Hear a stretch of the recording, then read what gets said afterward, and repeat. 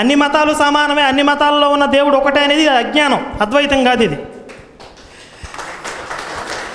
ఈ అజ్ఞానం వల్ల ఎక్కువగా నష్టపోతుంది హిందువులే. వాళ్ళకున్నది ఆ భావన, ఖచ్చితంగా మీ దేవుడి కన్నా, మీ మతం కన్నా మా మతమే గొప్పది అనే భావనలో వాళ్ళు స్పష్టంగా చాలా క్లియర్గా ఉంటారు.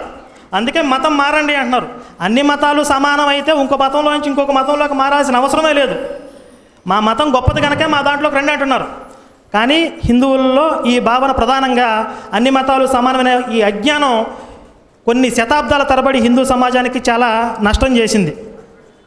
ఇందాక పెద్దలు చెప్పారు మతం అంటే ఏమిటి, ధర్మం అంటే ఏమిటి అంటే, మతం అనేది ఒక మనిషి ఆలోచనల నుంచి పుట్టింది అని, అట్లాగే సనాతన ధర్మం అనేది ఒక వ్యక్తి ఆలోచనల నుంచి పుట్టింది కాదు అని అంటూ ఉంటారు. దీనికి నేను ఇంకొక పాయింట్ యాడ్ చేస్తాను. ధర్మం అంటే వందల వేల సంవత్సరాల నుంచి